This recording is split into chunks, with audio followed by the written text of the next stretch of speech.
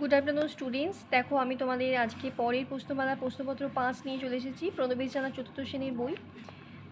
এই আগে দুদিন আমার ভিডিও দেওয়া হয়নি, দেখো এবার আমি তোমাদেরকে আজকে এই ভিডিওটা আপলোড করছি। তোমরা যারা আমার চ্যানেলে রেগুলারলি ফলো করো তারা তো নিশ্চয়ই দেখতেই পাচ্ছ আমি পরপর এই অঙ্কগুলো সব তোমাদেরকে করাচ্ছি প্রশ্নপত্র। যারা আমাদের চ্যানেলে নতুন এসেছো তারা অবশ্যই সাবস্ক্রাইব করবে আর পাশে থাকা নোটিফিকেশান বেলটা প্রেস করবে, তাহলে তোমরা আমাদের ভিডিওগুলো পেয়ে যাবে। দেখো এখানে বলেছে অঙ্কগুলো খুব সোজা আছে। দেখো অঙ্কে লেখো বলেছে 10,10,10,10। দেখো এর উত্তরটা কী হবে, দেখো এইভাবে তোমরা লিখে নেবে একক দশক শতক হাজার করে। তো লিখে নেওয়ার পরে তুমি এইভাবে লিখবে 10,10,10,10, ঠিক আছে? এইভাবে লিখে নিলে তোমাদের সুবিধা হবে। তারপরে দেখো বলেছে যে 5 অঙ্কের বৃহত্তম সংখ্যা থেকে কথা লিখো। দেখো লিখেছি 99,999। তারপর দেখো বলছে যে 82কে গুণ করলে কত দিয়ে গুণ করলে শূন্য হবে গুণফল। আমরা কি জানি যে কোনো সংখ্যা দিকেই আমরা যদি শূন্য দিয়ে গুণ করি তাহলে তো অবশ্যই তার গুণফল শূন্য হবে। তো এখানে দেখো শূন্য। তারপরটা দেখো 25 গুণিত ড্যাশ সমান 1500। 25কে কত দিয়ে গুণ করলে 1500 হবে। এটা বের করার জন্য তোমাদেরকে কী করতে হবে বলো তো? 1500কে তুমি 25 দিয়ে মানে উল্টো করবে, 1500কে তুমি 25 দিয়ে ভাগ করবে, যেটা বেরোবে সেটাই উত্তর হবে। দেখো এখানে আমি যদি ভাগটা করি তাহলে ধরো 25 ছয় কত 150, ঠিক আছে? এখানে শূন্য নামলো, শূন্য খায় শূন্য, তাহলে মিলে গেল, এটাই উত্তর হচ্ছে। তারপরেরটা দেখো কী বলেছে যে 68 থেকে 78 পর্যন্ত যৌগিক সংখ্যাগুলো লিখতে বলেছে। তোমরা তো যৌগিক সংখ্যা জানোই কাকে বলে। আচ্ছা দেখো 68 থেকে 78 পর্যন্ত যে সমস্ত যৌগিক সংখ্যাগুলো সেগুলো দেখো আমি লিখে নিচ্ছি। 68, 69 মৌলিক সংখ্যাটা তোমরা জানোই কাকে বলে। এবার এই 68 থেকে 78 পর্যন্ত যতগুলো যৌগিক সংখ্যা দেখো আমি লিখে নিয়েছি। 68, 69, 70, 72, 71 হবে না, হ্যাঁ? এখানে দেখো 74, 73 হবে না, এখানে দেখো 75, 76, 77, 78, দেখো 79 হবে না। তো হয়ে গেল 78 পর্যন্তই বলেছিল, ঠিক আছে? তারপরে অঙ্কটা কি আছে চলো দেখে নিই। বলেছে যে 15 সংখ্যাটা গুণনীয়কগুলো লেখো, ঠিক আছে? খুব সোজা। গুণনীয়ক তো তোমরা জানোই কীভাবে বার করতে হয়। তাহলে দেখো 15 গুণনীয়ক হচ্ছে 1, 3, 5, 15। মানে গুণনীয়ক হলো সেই সংখ্যাগুলো যেগুলোকে তুমি যদি 15 দিয়ে ভাগ করো তাহলে পুরোপুরিভাবে বিভাজ্য হবে। অর্থাৎ দেখো তুমি 3কে যদি 15 দিয়ে ভাগ করো তাহলে 3 5 15, তাহলে দেখো শূন্য, তাহলে পুরোপুরিভাবে বিভাজ্য হচ্ছে, দেখো শূন্য হয়ে যাচ্ছে না? তো সেই সংখ্যাগুলোকে আমরা বলছি গুণনীয়ক। পরের অঙ্ক চলে যাচ্ছি চলো। 6 দাগের অঙ্কটা বলেছে দেখো যে 487 থেকে সবচেয়ে কম কত বিয়োগ করলে বিয়োগফল 10 দিয়ে বিভাজ্য হবে। প্রথমে 10 দিয়েই দেখো আমি ভাগটা করছি, ঠিক আছে? 10 4 40, এখানে দেখো 8 নামলো 7, 10 8 80। তাহলে এখানে দেখো 7টা ভাগ শেষ করে থাকছি, তাহলে উত্তরটা কী হবে? এই 7ই যদি তুমি এইটা থেকে বিয়োগ করে দাও, মানে 487 থেকে তুমি যদি 7 বিয়োগ করে দাও তাহলে তোমার কী হবে? 480। তাহলে এইটাই পুরোপুরিভাবে 10 দিয়ে বিভাজ্য হবে, তাই তো? তাহলে এইভাবে তুমি ভাগ করে যেটা ভাগ শেষ হবে সেইটাই তোমার উত্তর হবে। চলো নেক্সট অঙ্কে যাচ্ছি। দেখো এখানে বলেছে যে একটি অপ্রকৃত ভগ্নাংশের পূর্ণ সংখ্যা 4, হর 4, লব 3 ভগ্নাংশটাকে সাজিয়ে। দেখো পূর্ণ সংখ্যাটাকে আমরা কোথায় লিখি? পাশে। দেখো হর বলে দিয়েছে, লব বলে দিয়েছে 3 আর হর বলে দিয়েছে 4, তাহলে এইটা আমি ভগ্নাংশটা পেয়ে গেলাম, এটাই উত্তর। নেক্সট দেখো কি বলেছে, একটা পাউরুটিকে কেটে সমান 7 ভাগে ভাগ করে তুমি তার 3 ভাগ খেয়ে ফেললে, তুমি তাহলে ওই রুটির কত অংশ ফেলে? দেখো ধরো একটা বড় এরকম পাউরুটি, ঠিক আছে? এখানে 7টা ভাগ করছে, 1টা 2টো 3টে 4টে 5টা, 2 3 4 5 6 7, এই 3 ভাগ তুমি খেয়ে নিচ্ছ ধরো, ঠিক আছে? তাহলে তুমি খেয়েছো কতটা? যেটিকে যদি ভগ্নাংশে প্রকাশ করতে হয় তাহলে 3 ভাগ খেয়েছো কতর মধ্যে? 7-এর মধ্যে। তাহলে আমরা উত্তর কত হবে? 3/7।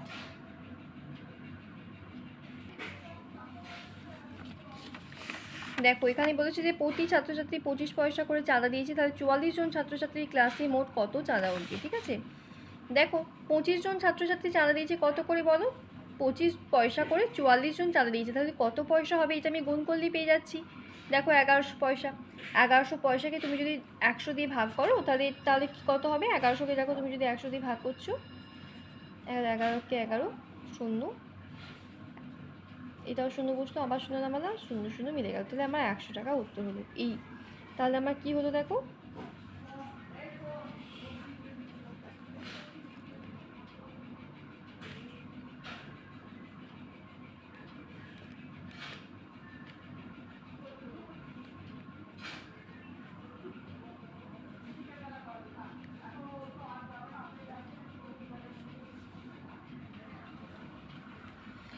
তাহলে দেখো যে 101-এ 100 বসালাম, দিয়ে এখানে ধরো এখানে 1 নামলো, এখানে দুটো শূন্য নামালাম, 101-এ 100, তাহলে আমার উত্তর কত হলো 11। 100 দিয়ে ভাগ করলে আমরা কী পাবো, সেটা টাকায় পরিণত করবো। আমরা জানি, যেহেতু আমরা জানি যে 100 পয়সা সমান হচ্ছে কত, 1 টাকা।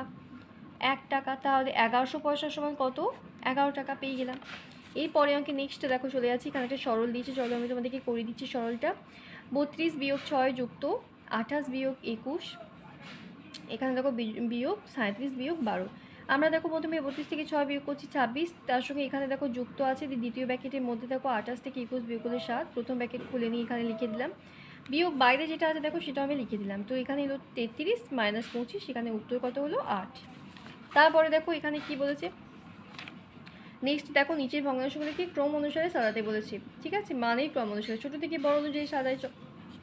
দেখো এখানে আমি দেখো একটা জিনিস, যে এখানে হরগুলো সবার এক আছে, তাহলে যে সংখ্যাটা সব থেকে ছোটো সেই যেটা সব থেকে উপরে লবের মধ্যে ছোট অঙ্ক, যেহেতু আমরা জানি যে 6 7 থেকে যেহেতু আমরা জানি যে 6 ছোটো 7 থেকে, 7 ছোটো 9 থেকে, 9 ছোটো 11 14 থেকে, তাহলে দেখো এইভাবেই তুমি ক্রম অনুসারে সাজাতে পারবে, ঠিক আছে।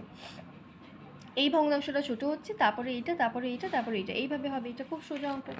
নেক্সট দেখো আমরা চলে যাচ্ছি লেখা অঙ্কে। কী বলেছে দেখো, একটি মালগাড়ির 17টি বগিতে চাল বোঝাই করা হয়েছে, প্রতিটা বগিতে 107টি বস্তা আছে, প্রতি বস্তায় 75 কেজি। দেখো প্রতি বস্তায় যদি 75 কেজি থাকে, তাহলে 107টি বস্তাতে কত থাকবে, 75কে আমি 107 দিয়ে গুণ করছি, সেটাই করেছি। দেখো চলো এত গুণ করলাম, তাহলে আমার হলো 8025 কেজি চাল, ঠিক আছে। তাহলে এরকম দেখো, এটা তো একটা বগির কথা হলো, এই যে বলেছে প্রতিটা বগিতে, তাহলে এরকম 17টা বগি আছে, তাহলে 17টা বগিতে বের করার জন্য আমাকে আবার কী করতে হবে, 8025কে আমি 17 দিয়ে গুণ করলাম, গুণ করার পরে দেখো আমি একটা অনেক বড় সংখ্যা পেয়েছি, তাহলে এটা কিন্তু দেখো আমি কেজিতে পেয়েছি।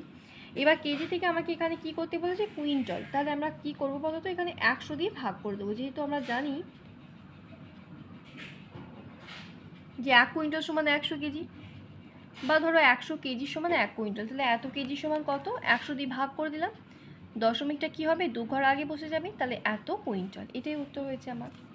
নেক্সট অঙ্ক দেখো আমরা চলে আসছি, যে এখানে বলেছে একটি ভাগ অঙ্কের ভাগফল দেখো 42 ভাজক 35 ভাগশেষ এত হলে অঙ্কটির ভাজ্য কত। দেখো উত্তরটা কি,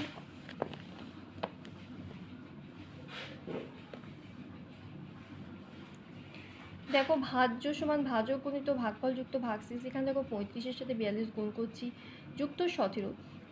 এই ফর্মুলাটা তোমরা মনে রাখবে, এইটাকে কাজে লাগিয়ে কিন্তু আমরা অনেক অঙ্ক করবো, ঠিক আছে। তাহলে এর সাথে গুণ করলাম, এর সাথে যোগ করলাম, দিয়ে আমার উত্তর কত হলো 1487। নেক্সট অঙ্কে দেখো চলে আসছি, এখানে বলেছে দেখো যে একটি কারখানায় 82 দিনে মোট এতটি যন্ত্রাংশ তৈরি হয়েছে, যদি প্রত্যহ সমান সংখ্যক যন্ত্রাংশ হয়, তাহলে 27 দিনে কত হবে। এর জন্য আমাদেরকে কী করতে হবে বলো, আগে আমাদেরকে বের করতে হবে যে একদিনে তোমার কত যন্ত্রাংশ তৈরি হয়। চলো দেখে নিচ্ছি। দেখো 82 দিনে তৈরি হচ্ছে এত, তাহলে একদিনে তৈরি হচ্ছে কি, এটাকে আমি যদি 82 দিয়ে ভাগ করে পেয়ে যাচ্ছি, তাহলে আমার বেরিয়েছে এতগুলো যন্ত্রাংশ একদিনে তৈরি হচ্ছে। এবার তোমাকে বলেছি 27 দিনে তৈরি হবে কতগুলো, একদিনে যদি তুমি এতগুলো তৈরি করতে পারো, তাহলে 27 দিনে কী করতে হবে, গুণ করে দিতে হবে, তাহলে আমার উত্তর হয়েছে এতগুলো, ঠিক আছে। তোমরা এটা করে নেবে।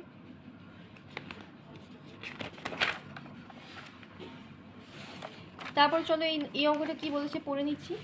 এখানে দেখো বলেছি যে তোমাদের বিদ্যালয়ের জন্য সরকার থেকে এত টাকা অনুদান পাওয়া গেছে, সেই টাকা থেকে দেখো 80 টাকা দামের 25টি, হ্যাঁ কী বলেছে চলো এটা অঙ্কটা দেখে দেখে আমরা করি। 80 টাকা দামের 25টি, তার মানে আমাকে প্রথমে 80 গুণিত 25, ঠিক আছে, মানে কত টাকা হচ্ছে এটা করতে হবে, 25 8 কত হয় 200, মানে 2000 টাকা হচ্ছে। তারপরে দেখো বলেছে 50 টাকা দামের 46, তাহলে চলো এটাও গুণ করি যে কত টাকা লাগছে, 50 টাকা দামের 46, 5 34 শূন্য, হাতে 3, 5 4 20 21 22 23, 2300 টাকা, এই টোটাল টাকাটা। বাকি টাকা দিয়ে দেখো 40 টাকা দামে কয়টি বই পাওয়া যাবে, তাহলে প্রথমে এই কতগুলো বই, আমরা কত টাকা টোটাল বই কিনেছি সেটা আগে পেয়ে গেলাম, তো সেটা আগে করে নিচ্ছি। 2 2 4 এত টাকা সরকার থেকে দিয়েছে তোমাকে কত টাকা, 75 টাকা, 7500 মানে 7500।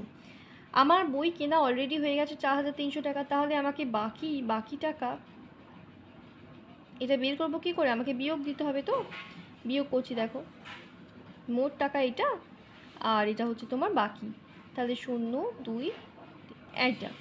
এবার দেখো বলেছে যে বাকি টাকা দিয়ে 40 টাকা দামের কটি বই ক্রয় করা যাবে, তাহলে 40 টাকা দামের কটি বই কী করতে হবে, ভাগ করতে হবে। 3200কে আমি 40 দিয়ে ভাগ করছি। তাহলে দেখো 40 8-এ কত হয়, 320। শূন্য নামলো, 0 0 0 মিলে গেল। তাহলে আমার 80টি বই ক্রয় করা যাবে। উত্তরটা তাহলে কি হচ্ছে বলো, 80টি বই ক্রয় করা যাবে, এটি আমার উত্তর হচ্ছে। ঠিক আছে, তাহলে আজকে এই অবধি থাক। পরদিন কি তোমাদেরকে আবার এইখানে দেখো কিছু গুণনীয় গণিতক এই কনসেপ্টগুলো আছে, এটা একটু তোমাদেরকে শিখিয়ে দেবো। শেখানোর পরে তোমাদেরকে প্রশ্নপত্র 6 অঙ্কটা করাবো। ঠিক আছে, অবশ্যই তোমরা আমার চ্যানেলটা সাবস্ক্রাইব করবে, আর ভালো লাগলে বন্ধুদের সাথে শেয়ার করবে।